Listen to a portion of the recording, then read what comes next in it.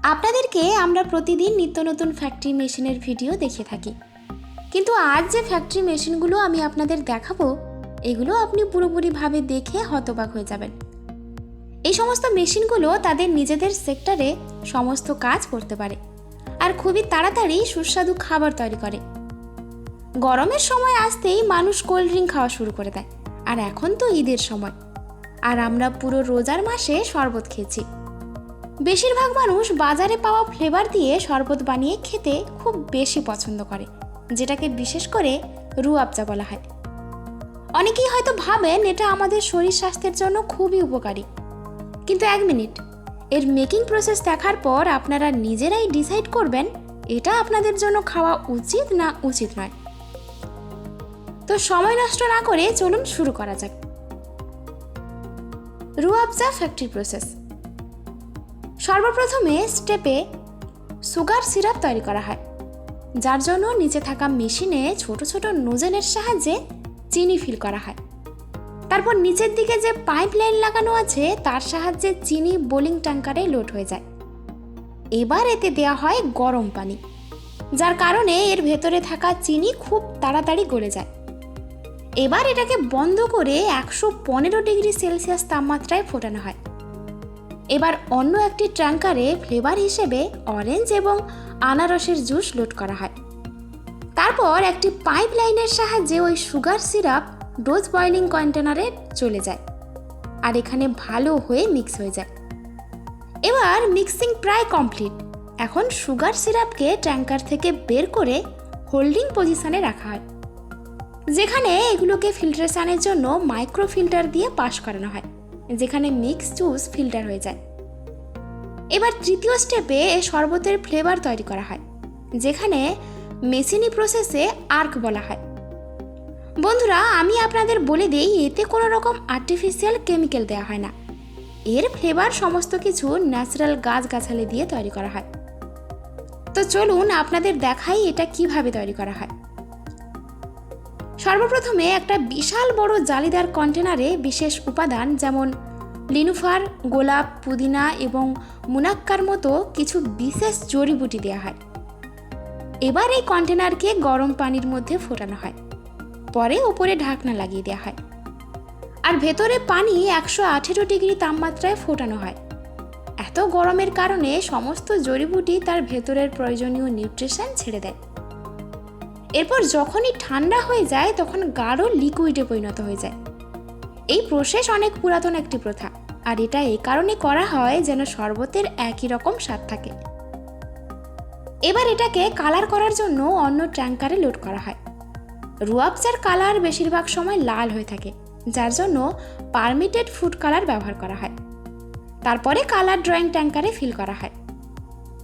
Fifth step হয়ে থাকে মিক্সিংয়ের, যার জন্য মিক্সিং ট্যাঙ্কারে সুগার মিক্স জুস ঢালা হয়। এরপর এতে কালার এবং আগে থেকে তৈরি করা মশলার মিশ্রণ দেওয়া হয়। এখানে এগুলোকে 1 ঘন্টা পর্যন্ত ভালো করে মিক্স করা হয়। তো এবার তৈরি একদম ফুটফুটে লাল রুহ আফজা শরবত। ফাইনাল মিক্সিং শরবতকে ল্যাবে কোয়ালিটি টেস্টের জন্য পাঠিয়ে দেওয়া হয়। ল্যাবরেটরি টেস্ট একদম পাস হয়ে গেলে সেগুলোকে প্যাকেজিংয়ের জন্য পাঠানো হয়। এবার শুরু হয় ফিলিং প্রসেস। কয়েকজন ওয়ার্কার প্লাস্টিকের বোতলগুলোকে একই লাইনে করে দেয়। তারপর বোতলের ভেতরে যেন কোনো নোংরা আবর্জনা না থাকে সেই জন্য মাইক্রো ফিল্টার দিয়ে ওয়াশ করা হয়, অর্থাৎ অধিক হাই প্রেশারযুক্ত হাওয়া দিয়ে পরিষ্কার করা হয়, যেটা বোতলের মধ্যে কোনো রকম নোংরা আবর্জনা রাখে না। এবার একটি অটোমেটিক ফিলিং মেশিনের সাহায্যে সমস্ত বোতলে রুহ আফজা লোড করা হয়। এখানে প্রতি মিনিটে 265টি বোতল ফিল করা হয়। একবার ফিলিং কমপ্লিট হয়ে গেলে ওপর থেকে ক্যাপ লাগিয়ে দেওয়া হয় এবং সামনে থাকা একটি রোটার বোতলের গায়ে লেবেল লাগিয়ে দেয়। তারপর এগুলো চলে যায় সামনের দিকে, যেখানে সামনে থাকা অনেকজন ওয়ার্কার বড় বড় বক্সে প্যাক করে দেয়। তারপর কিছু এইভাবে তৈরি হয় রুহ আফজা শরবত। বন্ধুরা, কমেন্ট করে অবশ্যই জানাবেন যে আপনাদের রুহ আফজার টেস্ট কেমন লাগে। Wine making process. ওয়াইন আর বিলেতি মদ দুটো কিন্তু আলাদা জিনিস। বিলেতি মদে অ্যালকোহলের মাত্রা অনেক বেশি থাকে, কিন্তু অন্যদিকে ওয়াইনের অ্যালকোহলের মাত্রা কম থাকে। ওয়াইন তৈরি করার মেন উপাদান হলো কালো আঙ্গুর। কোম্পানিতে ওয়াইন তৈরি করার প্রসেস হিসেবে এগুলোর কোয়ালিটি হয়, যেগুলো মানুষ নিজে হাতে নয় পা দিয়ে তৈরি করে, সেগুলোর দাম অনেক বেশি। তাছাড়া ওগুলোর স্বাদও নাকি অনেক সুন্দর হয়। তো সর্বপ্রথমে ফার্ম থেকে আঙ্গুর কালেক্ট করা হয়। শুধুমাত্র পাকা আঙ্গুরই কালেক্ট করা হয়। এর জন্য কোনো মেশিন ব্যবহার করা হয় না, শুধুমাত্র হাতের সাহায্যে এগুলোকে কালেক্ট করা হয়। তারপর কন্টেনারে করে একটা ট্রাক্টরের সাহায্যে ফ্যাক্টরিতে নিয়ে আসা হয়, যেখানে এর থেকে খারাপ এবং নোংরা কোয়ালিটির আঙুরগুলোকে বাছাই করা হয়। এবার একটা লম্বা কনভেয়ার বেল্টের সাহায্যে এগুলোকে সামনে পাঠানো হয়। রেড ওয়াইন মানুষ 1000 বছরেরও বেশি আগে থেকে পান করে আসছে। এবার এগুলোকে একটা বড় কন্টেনারে ঢালা হয় এবং মিক্সার করার জন্য এর ভেতরে কয়েকজন মহিলা একসাথে লাফালাফি করে। এরপর আবারও একবার একটা বড় মিক্সারের সাহায্যে মিক্স করা হয়। সব লাস্টে যখন এর জুস বেরিয়ে একদম রেডি হয়ে যায়, তখন বড় বড় ড্রামে করে কয়েক বছরের জন্য স্টোর করে রেখে দেওয়া হয়। আর এগুলোর বয়স যত বেশি হবে তত এর দামও বেশি। এবার এগুলোকে বোতলে প্যাক করে মার্কেটে বিক্রি করার জন্য পাঠিয়ে দেওয়া হয়। এবার দেখাবো মেশিনের প্রসেস। এই ওয়াইনগুলো কিন্তু মেশিনের সাহায্যে করা হয়, আর এগুলোর দাম এবং কোয়ালিটি খুব একটা ভালো হয় না।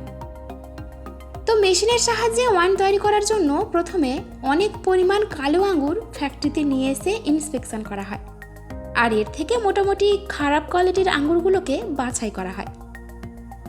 তারপর বড় বড় কন্টেনারে করে নিয়ে যাওয়া হয় গ্রাইন্ডিং সেকশনে, আর এগুলোকে ভালো করে পিষে এর থেকে জুস বের করা হয়। এবার জুস একটা বড় কন্টেনারে রেখে দেওয়া হয় আর ভালো করে ফোটানো হয়। যেহেতু এগুলো কারেন্ট মাল, এজন্য এগুলোকে ফোটানো অনেক জরুরি। তো যখন একবার প্রেস্টারাইজেশন হয়ে যায়, তখন এখানে মেশানো হয় ইস্ট। এর ফলে এতে ব্যাকটেরিয়া জন্ম নেয় এবং অ্যালকোহল সৃষ্টি হয়। এবার পাঠিয়ে দেওয়া হয় ফিলিং সেকশনে বোতলে প্যাক করার জন্য। এখানে এগুলোকে খুব ভালোভাবে বোতলে প্যাক করা হয় এবং এর ওপরে স্টিকার লাগিয়ে মার্কেটে পাঠানো হয়। তো ঠিক এইভাবে তৈরি হয় ওয়াইন। আপনাদের জন্য আমরা অনেক মজাদার ভিডিও প্রতিনিয়ত নিয়ে আসি। যদি ভিডিও ভালো লেগে থাকে তো একটা লাইক অবশ্যই করবেন, তার সাথে চ্যানেলকে সাবস্ক্রাইব করতে একদমই ভুলবেন না। আর হ্যাঁ, এর সাথে পাশের বেল আইকনে ক্লিক অবশ্যই করবেন, যেন নতুন ভিডিও সবার আগে দেখতে পান।